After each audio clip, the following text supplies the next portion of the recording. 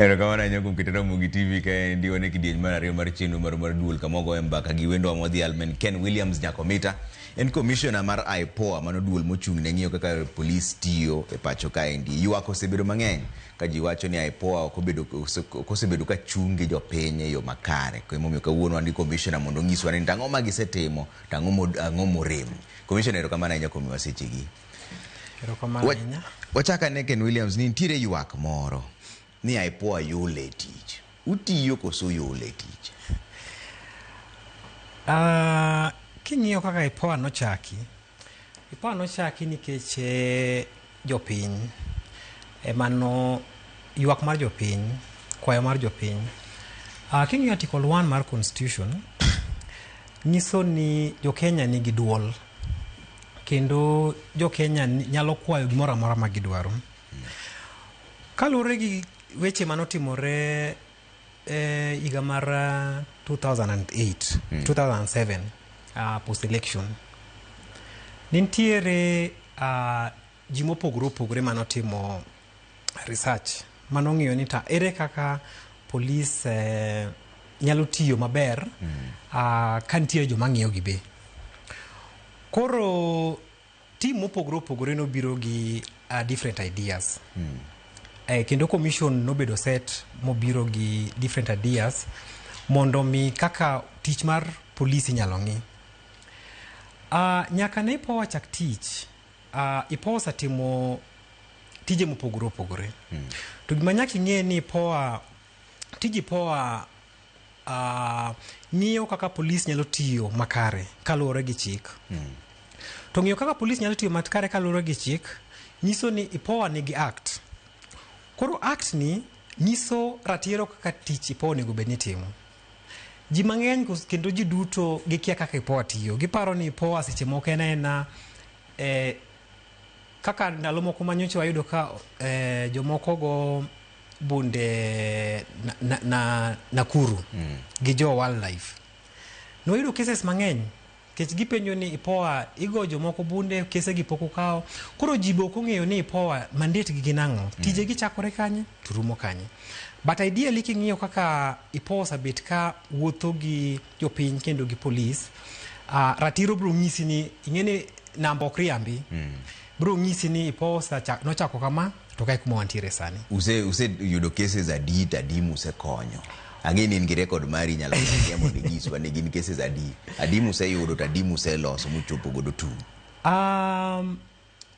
Kese ma ji osakelo mopogore opogore. Wan gi kese almost 32,000 ma ji osakelo. Mano cases 32,000. Okay. Ma ji osakelo. To auto cases ma ji osakelo gi, wan gi kese wasa ng'iyo kese 10,000. 10,000 mwasa ng'iyo. Then kese 5,000 be wasa make sure ni wasa clear kese 5,000.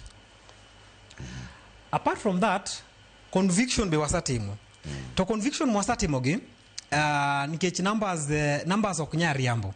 Convictions mwasa timo gi gin conviction ma are almost close to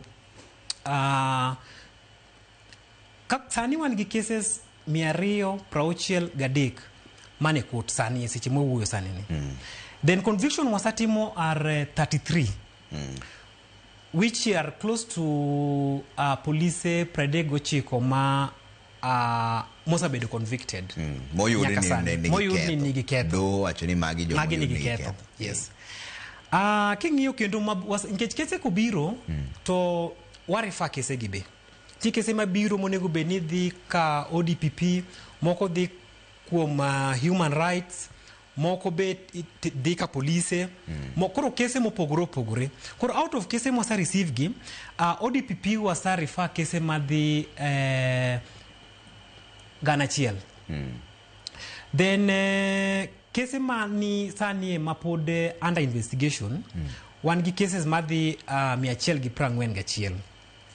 To kese be mwasa loro mag legal osa review mwasa loro be are kese 53. Yes. Ang'o ma king'iyo kaka commissioner, ang'o ma mono IPOA tiyo mayot? Pek mane muneno? koso chike ema gayo uni ok unyal chopo kamoro kusechiwo cases gi tuwewe kamano? Ing'e ni nitiere arms mag sirikal mopogore opogore. Koro kaka sani IPOA kisa report case, to IPOA bro kawo case, IPOA bro timo investigation, gibro loso file, then gitero case ODPP. Koro ka case odhi ODPP, koro ODPP no gin ema koro gin gi chenro margi be, kech gin koro kaka luore kaka gidhi review those file, gitero cases go e court, gin mano koro tichgi. Lakini wan be kumwachako go, gimanya king'e ni IPOA onge gi teko mar mako ng'ato. IPOA be onge gi teko mar prosecution. Koro sani kata ka polis otimo gimoro, nyakwa dhir polis mondo wakwa polis mondo mak polis. Koro that particular process and take time, okaw time. Then after that, wange be gi power mar prosecution. IPOA onge gi power mar prosecution. Koro banka gi sama konwa ng'ani, or steche moko wadhi wa request court mondo omak ka en polis ma otimo wach mok ber. Then ka court oyienwa, to wamake, wakete cell mar polis, then nonro dhi nyime. Kwasetiekore gi file no, to koro wakawo file wakero kanye ka ODPP. Koro ka ODPP kanye ng'eni koro mano koro file no onge lwetwa. Koro ene lwet migawo mopogore kendo. Ka ber to nego beni loko chike gi kosini neno nango commissioner, nikech iwacho gini gajruok moro ni iye ka. Polis oketho, uchako dhi kwayo polis mondo mi obi omak polis. Polis no be gichagi tere sel mana mar polis. Debe ni chik ka ber, to chik ni onego loke, nikech ing'eni ng'ama utiyo kamoro achiel kata koro kaka OCS talam, en ng'ama nen jatend polisego. Kwa koro dhi umanyo polis moro matin, ung'iso ni dhi mak jatendi. Be timore adier? Otek seche moko Trevor, nikech nitiere amendments mwasakwayo sanie, ma king'iyo kaka Maraga nitiere proposal moko ma Maraga nokelo on board, nitiere proposals moko ma be wasa kelo on board, kata Ministry mar Interior be nitiere proposal mag kelo on board. But gima wakwayo sani ni IPOA onego mi teko moko onego med gi teko matin. Kaka mar mako ng'amo timo makosa. Kegen. Yes. Mogi tiyo go bila. Moko tiyo go bila.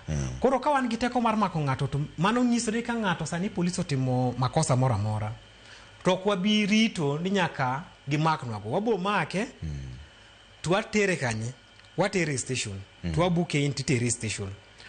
Koro at that particular process, it's very clear ni okwarit ni mondo waor police odhi mak police. Koro kwa sa information sabiri bera ni ng'ani otimo makosa makama, to makosa ni is a capital offense. Either it's a rape or ama murder, then okwabirito mang'eny. Wabo mana dhi wamake, tuatere sel. Mana kaka sani neno kaka, sani kitimo makosa maduong' mar capital offense. Gimot kuongo, police bro maki. Wabo maki tuteri sel. To koteri sel, kata kakoro dhi kwayo ndalo moko kapodo timo nindro, to in kanye, in e sel. Mano IPOA ongego. To un kako paro chik no, onego bed nango, nikech koro ng'agiri madhi mako jogi. Nikech ji ng'eny gi wacho ni polise monego bed ni mako jogo, to se wacho ni mano to kelo chandruok moro nikech mago jogi. Koro ma obedo special branch, nikech ng'ama dhi mako polise en ng'akoro. IPOA monego bed ni mako polis. Koro bedo gi obila meku wegi koso ma koro ni e bwo IPOA mok ni e bwo polise ma kawaida, koso chik ni upare no onego kete nade. Chenro mopogore opogore kaka joma deal gi mibadhi kaka anti corruption. Gin gi teko momigi mar mako ng'ato. Ginyalo dhi gi mak polis ka oyudo ka polis kawa soya. Kendo gin gi police station gi bende e ofisi kanyo. Koro ka gimako to gikele police station kanyo. Ma station mobedo gazetted be. Koro tich yot, nikech kimaki kucho to itere karu kanyo. Koro kata kitere karu kanyo to kan mano dongo ofisu. Ung'iyo mabusu nyaka chieng' ma koro itere kanyo, itere court. Koro chal kaka mar EACC man gimako ga polise moko. Yes. To chenro gi ochopo kanye, paro mar chik modwaro no chopo kanye. En gima osedhi od bura, koso pok ondike, ang'o matimore? Pok odhi mabor ahinya, ko Maraga pod pod ntiere wuoyo madhi nyime kar Maraga reforms kae, to kendo nitie wuoyo madhi nyime e Senate. Koro Senate, gima timore ni Senate nobiro be gi bill mane dwano mi IPOA teko mar mako ok police kende, but jo wildlife, jo prison gi jo forest. To pod giwuoyo, pod nitie kaka giwuoyo mondo ng'i ka bill no nego be no dhie parliament koso nego bed ni Senate ma deal kode. Koro ntiere bill mosandiki ma wuoyo about gik mineno koro wawacho sani gi. Ang'o kendo manie bill ni nikech ing'eni mar Maraga cha to doho bende nowacho ni no duol no nokoket aput no nokokete yo makare. Omiyo ento chal ka gima ok odhi mabor. To gima usetere Senate ni ang'o kendo mane iye kanyo? Paro mokwongo en udwaro omiyo teku mar mako jomo ntiere teko mar mako, ntiere be expansion mar tich mar IPOA mondo japiny ma odak lese Lambwe kochacha ka ja wildlife kata ja forest no ogoye bunde kata otimone gima ok ber, then ng'ano nyalo biro report kuom IPOA, to IPOA nigi teko mar investigate ja wildlife kata ja forest no. Koro mano ntiere kanyo be. Yeah. Then ntiere be gimoro miluongo ni regulation ma jopiny be onego ng'e ni ndalo machon ka police omaki kata ka police ogoyi kata ihinyori, to P3 mikawoni idhi kawe ka police, to kendo P3 ni itero ne police surgeon ema pod sign mawacho ni ihinyori kama kama. Koro regulation marwa mar 2024 sani koro nomiwa teko after kwana publish ma raia ok onego bed ni koro dhir police mondo miye P3 no. Onyalo kawo P3 kuom IPOA to dhir daktari mano thiedhe no to jazo ne everything, then that P3 no emobro tiyo go kuom timango kuom mako police motimo maundu kuom japiny no. Koro regulation ni gik mang'eny kabisa. Nigi P3 kata postmortem. To ning'eni postmortem kidhi tim nyaki bed gi forms mar police. But sani ntiere IPOA forms moko nego ma kidhi timo postmortem moko chuni nyaka police omi postmortem form. Koro nikech seche moko ng'ama bedo investigated police monego ng'ati seche moko, to ene kende dhi chaki kwae form. Koro seche moko onyalo kawo saa mang'eny kapok omi form ni. Koro regulation ka ntiere that form be ma raia nyalo download to tero odhigo kuma postmortem itime to bedo filled in, then konyo kuom process mar case. Yeah. E ng'anyo mokalo ni chung' mar IPOA en mane? Police noketho koso jopiny ema noketho? Uchung'u en mane kukoro ng'eyo? Ng'anyo manokalo ni Ye Trevor, police be nigi tich matek. Nikech king'iyo ratio mar police gi jopiny, police ratio gi is not actually ok romre.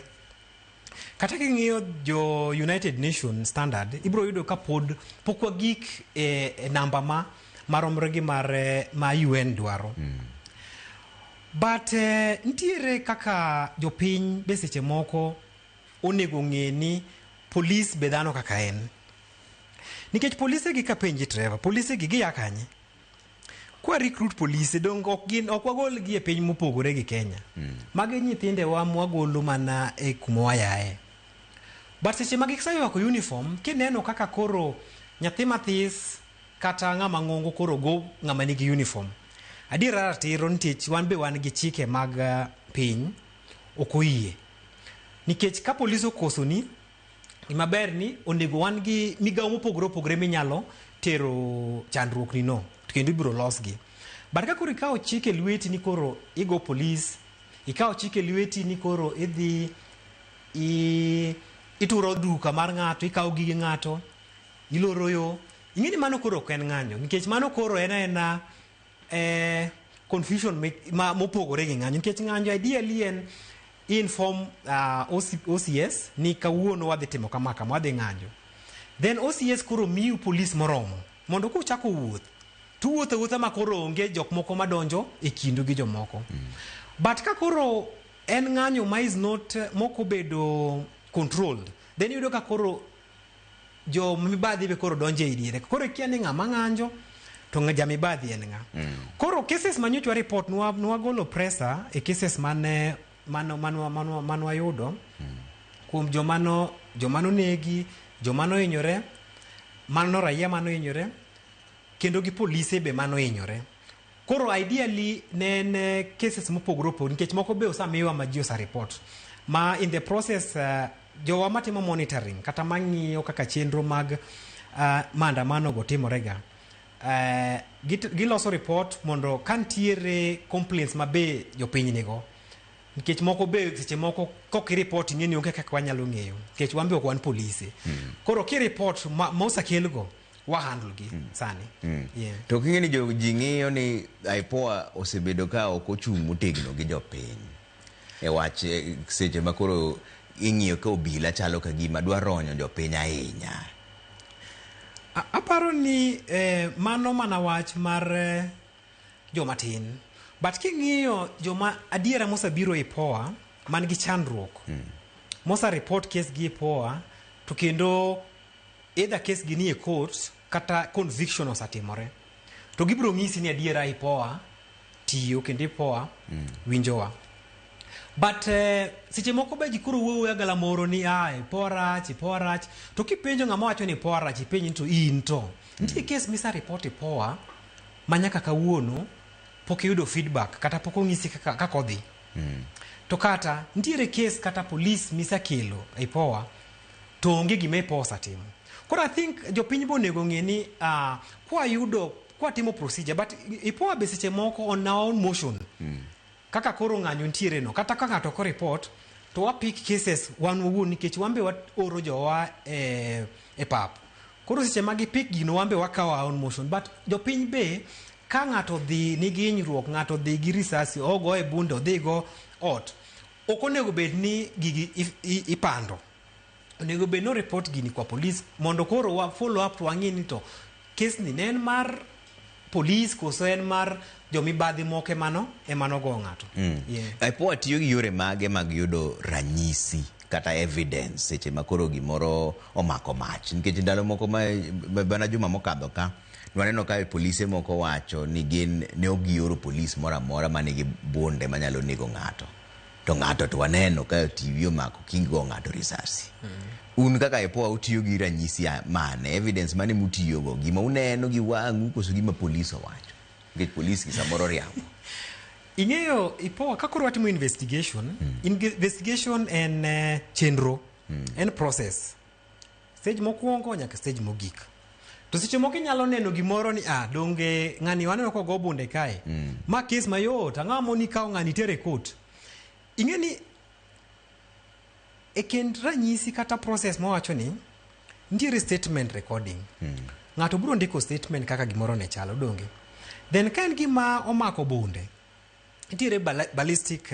analysis koro bunde ni wabiro tere ballistic analyst to compare the two ni risasi mano gol ni ogole bunde ni to bunde ni ng'ane ni kode from the armory koro what trace from the armory so that by the time akoro wachopo e court cases wok bed manyap nikech ting'e ni cases kaka koro mar grievous bodily harm no kata mar nek no magi cases manyaki prove beyond reasonable doubt mokinya wacha ni hearsay na neno na winjo nyaki actually connect the suspect gi crime scene no koro in the process of connecting suspect ni gi crime scene kumane mibadhi ni otimore wan gi ji mane pap ma monitors ma monitor gimotimore kendo wan gi investigators ma ong'eyo chenro mar choko evidence mane pap gi koro ok ni nyak wadhir police kwa police evidence wan gi team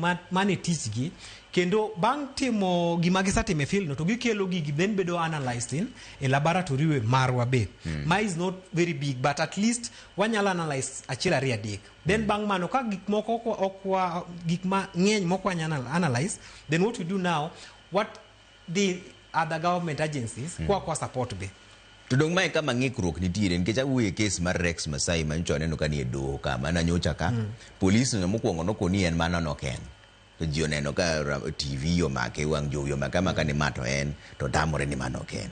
Polis mane onego beni chiko joma ne kanyo bende oruko ni en ng'ama nomiyo bunde kanyo onge. Koro gima kamano itimo nang'o ichako kanye un kaka IPOA chako kanye. Gima kamano seche moko investigate wabro nono. But mana kaka nanyisi ni IPOA seche ma operation tiere mar police yudo ka seche moko police ntiere jo wildlife ntiere prisons ntiere koro en a joint operation. To gima nyaka ing'e ni IPOA be koro mandate gi ok duong' ahinya. IPOA ng'i ang'iya police ok ging'i jo forest jo prison kok ging'i DCI. Koro ka gin DCI is part of mar police mano wang'eyo. Koro ka operation notimore tiyudo ka ne ntiere jo prison be mane ni part of this operation. Koro seche moko bet matek ne IPOA be seche moko nikech waonge mandate mar investigate jo prison. Lakini wan gi mandate mar investigate jo mage police. Koro police nyalo golo bundni getetete mane jo gidhigo e operation ni. Kata gimiu operation order mane gidhigo. To koro ka wa subject bundni gi tetetetete. To yudo ka koro ko match seche moko ok match kata research mane nini. Koro nyaka koro wakwa kendo jo either jo prison wan kaw list mar jo mane obedo incorporated in this particular operation mondo wang'is gi koro chak ng'iyo gi achiel kachiel. But kade wan gi teko mar investigate kata jo moka ng'ata ma ting'o bunde manyalo police raia then tich nyalo bedo mayot kabisa. Gimoro kendo manyaka ing'e ni IPOA onge gi forensic lab. Koro seche moko nyaka wadhi kendo ir DCI wadhi wakwa DCI forensic lab. Koro gima osebet kwayo kendo kata mane those legal reforms go ni wabed gi independent forensic lab ma ng'ata ok obed run gi police. Obed independent ma IPOA nyalo dhi run a private entity nyalo tero content kanyo bedo run mondo openness cha obed open nikech seche moko wanyalo bet warito result kaya forensic lab mabedo run gi police to nyalo seche moko kawo ga too long kapok wayudo those results. Ni wacho ni yuak ne gin cases madhi mana 32,000 to setimo mana 10,000 kende 22,000 modong' gi to ang'o miyo pok utimogi? Ng'eni cases opogore.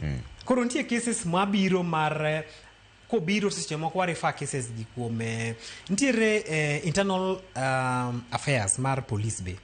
Nikech cases moko nitie ma need disciplinary action ma can actually be dealt with internally. Koro cases mo handle gin cases ma cases madhi e court ma police nyaka bed prosecuted. To seche moko cases gi take long investigation even evidence kata japiny mano biro keto statement koluonge mondo obi okeyo evidence seche moko ok wayudgi gilal ondiko statement to koro kiduoge mondo obi o justify 1 2 3 olal kata ondiko report koro kwaluonge mondo obi odik statement olal. To interference seche moko ng'eny nikech iyudo ka seche moko pengine jok ma handle cases gi either gidecide ni gidwa loso case kianyuola oko to seche moko pok ging'iso IPOA. Koro ing'eni wan kuma wabede cases gi pend to gi pend nang'o nikech ng'ama no make report ok dwa miyowa information to ok wanyal loro cases be seche moko nikech seche moko gin cases mar criminal in nature, lakini moko man gi discipline madwaro either discipline maya kuom internal affairs mag police tuoro na internal affairs mag police. Moko madwaro kaka let's say ombudsman nikech nitie complaints mabe information okwato pok gimigi mago be waoro kuom ombudsman. Mag human rights be waoro kuom human rights. Koro cases gi ng'eni ka gibiro to gibiro ka ng'eny, lakini koro wa channel gi kumonego bed ni dhiye ma wadong' mana gi case ma koro mar directly mar IPOA ma ARSPA the mandate mar IPOA. Inyalo wacho nang'o kuom jopiny maneno ka gima jo IPOA nigi winjruok moro gi obila ma ok ni kare nikech chieng' mane nek mar Albert Ojwang' noneno ka jakom mar ochung' gi inspector general gi chung' kamoro achiel mago jomonego bed nong'eyo to chako dhi chung' kodgi chalo ng'ama odhi ochung' gi wasigu mare. Koro jopiny wacho ni jo IPOA gi gin gi winjruok moro magala gi polis monego be ni gine magirango. Ing'eyo Trevor, IPOA ni kuma very delicate because gimiwacho no kipenjo polis moro amora oko ni IPOA chal nade, gibo ng'isi ni IPOA nigi jopiny. IPOA ni e chandruokwa, gin gi jopiny. Jopiny be kipenjo wacho ni IPOA ni nigi polise.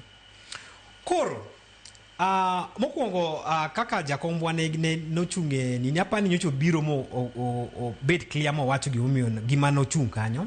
To kendo gima kendo nyaka wang'e ni polise ok gin wasikwa. Ok gin wasikwa nikech polise gi king'iyo the key mandate mar IPOA be en ni wadwaro professional police service. To you to get a professional police service nyaki also understand tije gi chal nade. Koro polise gi kata kineno wago ok ni nitie gimoro amora madhi nyime nikech ok gin wasik IPOA. But gima nyaka kel ratiro ni case moro amora mobedo reported kuom IPOA, the rules are very clear, the procedures are very clear. Kata kitimo nonro sani kuom ODPP, onge case moro amora ma IPOA usalus. Kendo jo ODPP bro ng'isi ni file mar IPOA en file maber kabisa. Nikech joma timo file gi gin jok mobedo trained, joma onge gima gitimo adiera. But chandruok mabe koro wayudo ni polise masani, wan gi polise around let's say 120,000. To IPOA joma wan go matimo investigation gin ji 77. Kuom polise 120,000. Koro king'iyo namba no kata in, namba no duong'. Koro yudo ka kata investigators wa nigi finde mang'eny seriously nikech waonge namba moromo. But magi chandruok mabe wasa discuss gi committee wa mar parliament, wasa raise gi nikech mondo mi IPOA be obed efficient, mondo mi koro IPOA be deal gi cases mapiyo kendo haraka nyaka be wabed gi staff manyalo timo tije gi. Koro staff no king'iyo to kendo king'iyo IPOA, sani IPOA is almost around 10 years. To king'iyo police ikenadi. Karibu almost 100 years. Koro IPOA, police has been enrooted kumora mora. To IPOA sani koro watemo mondo mi wakel be tije wa ne jopiny kuma jopiny ntiere. Kaka sani king'iyo kaka wabedo distributed e Kenya, wan gi branches aboro: Nyanza, Meru, Garissa, Mombasa, Kisumu, Nakuru. Koro king'iyo namba no, kech koro seche mo koro Kisumu kwa mfano, ng'ato ni Kuria kata ng'ato ni Migori kochacha, to en gi case. Chune ni ko onge gi network kata smartphone, reporting cases en shida. Kata konge gi simu monyalo goyo nikech be wan gi toll free, konge gi simu monyalo goyo okonya wuok Migori all the way nyaka Kisumu. Koro sani gimwambe watemo ng'iyo sani manyoshwa be wakwa committee ni mondo wabed kata gi satellite offices Huduma centers mondo wakel service ne jopiny machiegni. Nikech jopiny koro nitie jomokia kata ni IPOA timang'o.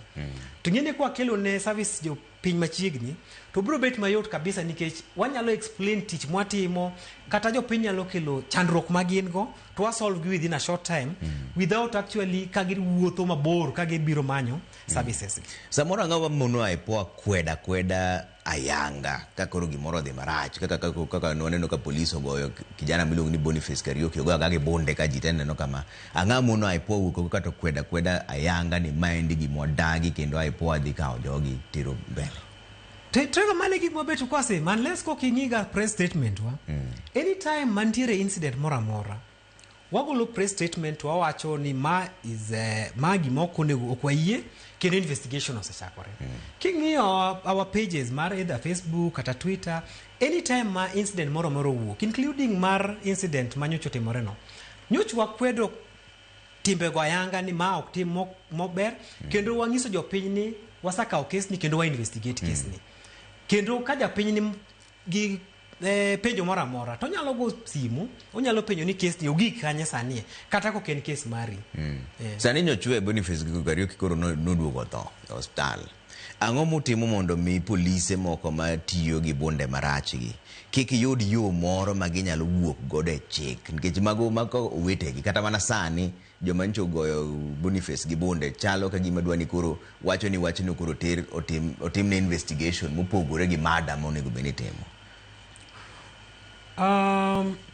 Gimwatimo ni mokwongo mana kaka ng'isi wasabet gi meeting mopogore kendo kata training school mar polise waoro officers wa dhi train polise gi ka ng'iso gi gimonego bed ni timo.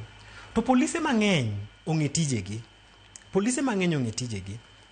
nitie mana mathis ma seche moko timo gik moko nego bed ni timore. Koro kaka IPOA nokel ni matimo gik ma ok right gi magi polise ma koro wakelo mondo mi wa investigate kendo wa punish gi. But police generally ok polise te richo nikech Trevor kata ka ng'isi sanie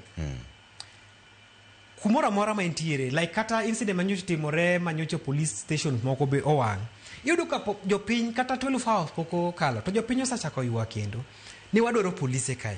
Polise timo tijegi but in with the between koro seche magi timo tijegi go ka ng'ato timo tich ma is not right nikech magi joma rito sheria, jomopuonji, jomong'e ni magi maber magi marach, koro ging'eyo gimonego bed ni timo ka gima rach onego bed ni ging'e ni marach ging'e ni maber.